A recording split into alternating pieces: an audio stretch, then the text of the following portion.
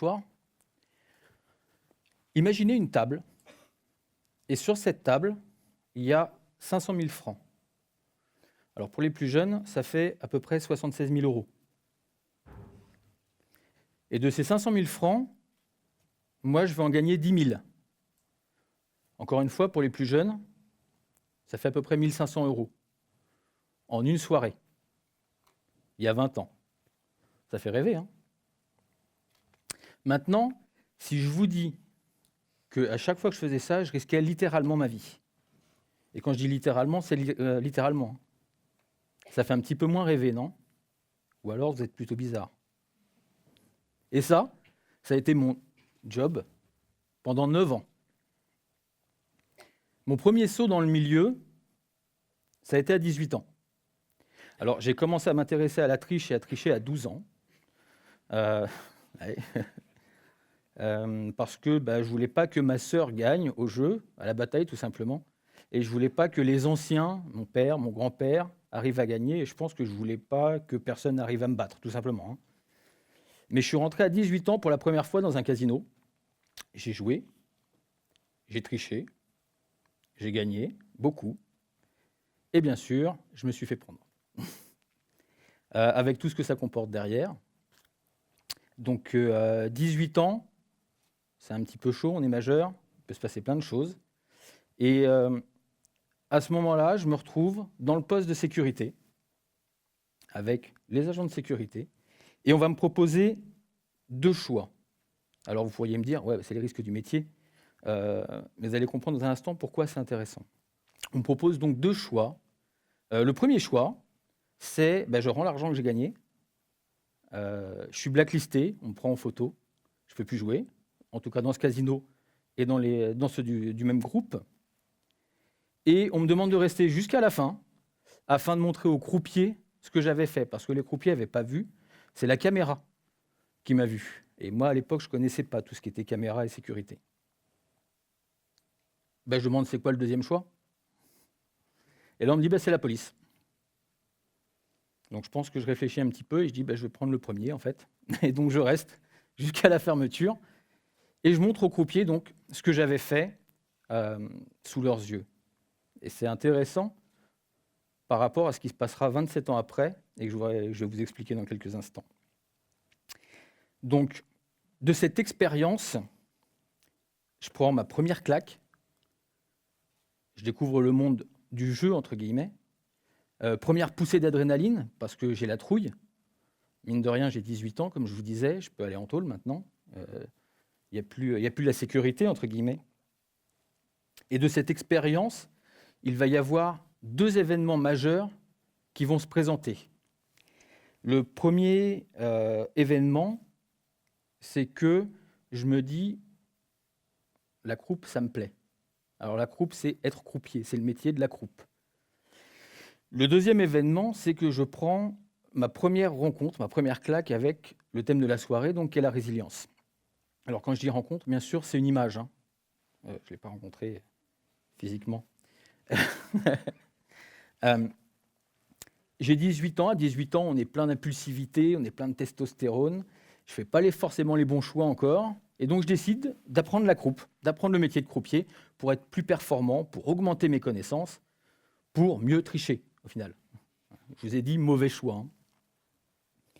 Et donc, j'arrive à rentrer dans un cercle de jeu parisien. Je fais la rencontre du patron, je lui explique ma volonté d'apprendre le métier, et il m'autorise à venir m'entraîner, entre guillemets, et apprendre avec les croupiers résidents avant l'ouverture du cercle. Donc ça se fait, je suis super content, j'apprends, ça me plaît. Et puis, bon an, mal an, je commence à prendre mes aises et je commence à montrer 2-3 petites choses que je sais faire, qui ne sont pas normalement réglementaires dans un cercle de jeu. Le patron me repère, voit mes compétences techniques, décide de me virer du cercle de jeu alors que je n'étais même pas engagé encore, et il me rappellera quelques jours plus tard pour venir jouer sur ses parties privées. Alors quand je dis jouer, vous avez compris de quoi je parle. Alors mes compétences à l'époque, elles ne sont pas énormes, c'est vraiment très technique. Je fais essentiellement des fausses donnes, que ce soit essentiellement des donnes du dessous, mais aussi des donnes en second.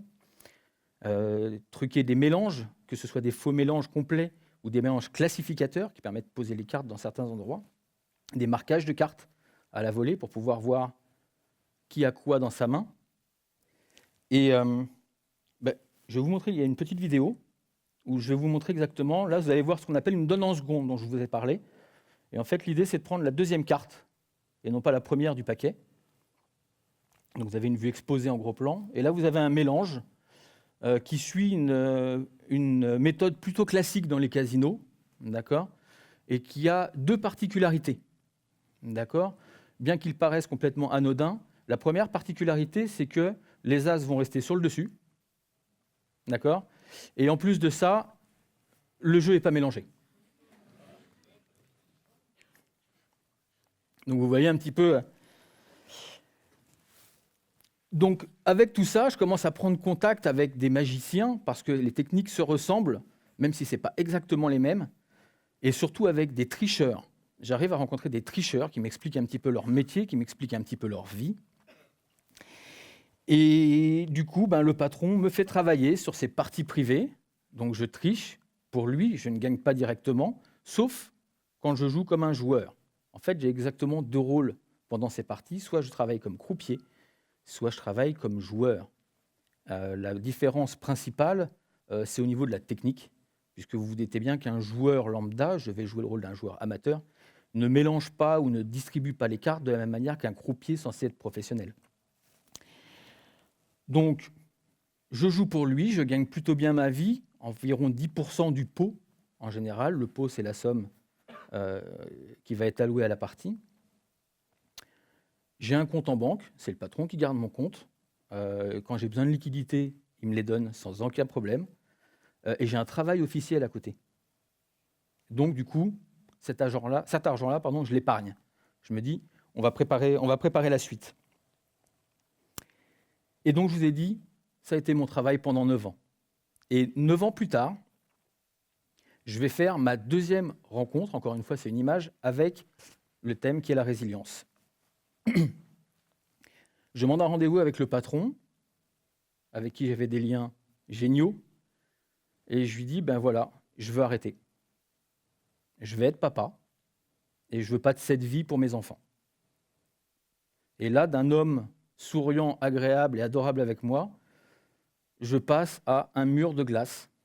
Le regard change, et là, je commence un petit peu à avoir peur. Alors, je ne sais pas pour quelle raison, est-ce que j'ai eu de la chance, est-ce que c'est parce qu'il m'aimait bien.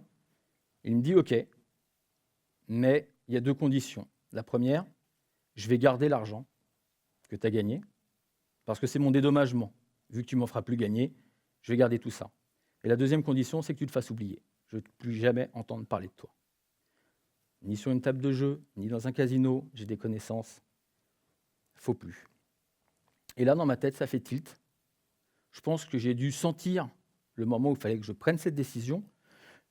Pour vous donner une idée, les journaux appelleront ça plus tard la mafia corse. Et donc, du coup, je reprends une vie classique.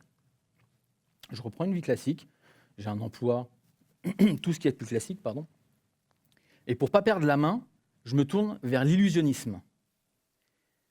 La magie, classique. Et pareil, discrètement, je fais quelques petites prestations dans des bars, sans faire de pub, mais je fais surtout beaucoup de créations pour d'autres magiciens, que ce soit des magiciens français ou des magiciens internationaux. Tout se passe bien, jusqu'à il y a à peu près 6 ans. Il va se passer quelque chose qui va me ramener à mes premiers amours, entre guillemets, mais du bon côté de la force. Ça, c'est pour les copains geeks. Il y a 6 ans, donc, une personne importante pour moi, mon papa, fait un AVC. Je suis en région parisienne, il est en Normandie, et je ne réfléchis pas, je prends mes dispositions très rapidement, et je quitte tout, et je pars. Et je fais les 200 km. Je fais les 200 km et j'arrive en Normandie avec ma nouvelle femme, mes 2 enfants, c'est ma fierté, et sans emploi. J'arrive à trouver un logement, mais sans emploi. mais avec des casinos tout autour de moi. Vous imaginez un petit peu? Et dans mon petit cerval, ça fait un deuxième tilt. Je me dis, il y a 27 ans, je montrais aux croupiers comment j'avais pu arnaquer un petit peu la maison, le casino, le cercle de jeu. Pourquoi je ne le ferais pas à nouveau, mais de manière officielle? C'est-à-dire que je ne triche plus, mais je vais leur montrer comment un tricheur peut venir faire tomber la maison.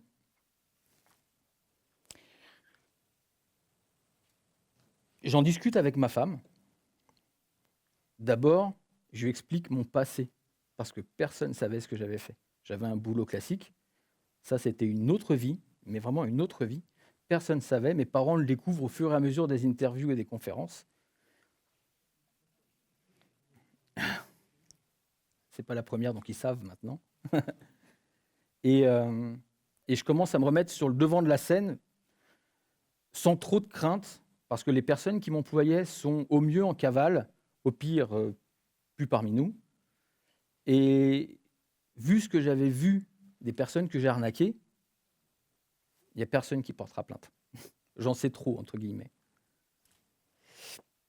Donc du coup, j'en parle à ma femme, et je lui dis, écoute, je triche plus, je joue plus, mais pendant ce temps-là, j'ai augmenté mes connaissances, et mes connaissances notamment sur les casinos.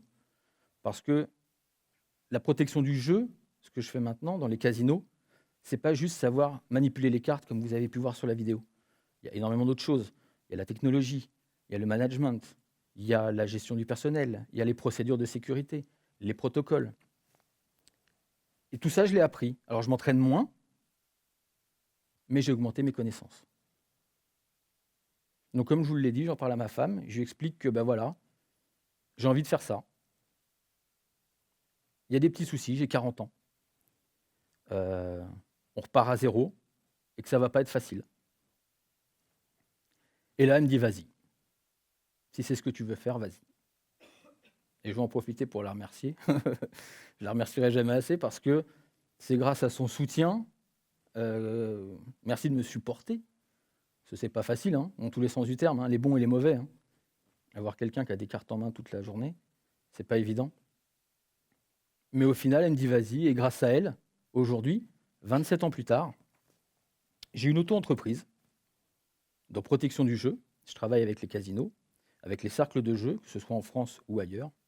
Je fais de la formation professionnelle pour eux. Avec cette auto-entreprise à côté, je fais aussi des démonstrations de triche. Je fais des conférences, entre autres pour les magiciens, mais aussi pour les entreprises, parce qu'on se rend compte rapidement que la psychologie d'un tricheur peut être appliquée à la gestion d'une entreprise ou à la gestion de la concurrence. Et à côté de ça, en plus, je fais de la surveillance de parties privées et un petit peu toujours d'illusionnisme et de magie parce que ça m'amuse. Tout ça pour dire que, quand on y réfléchit bien, la résilience, ce principe de résilience, c'est quelque chose de très personnel. Il n'y a que vous qui puissiez le faire. Mais ça ne veut pas dire qu'il faut le faire tout seul. Moi, j'ai eu cette chance, c'est d'avoir du monde autour de moi qui m'a aidé.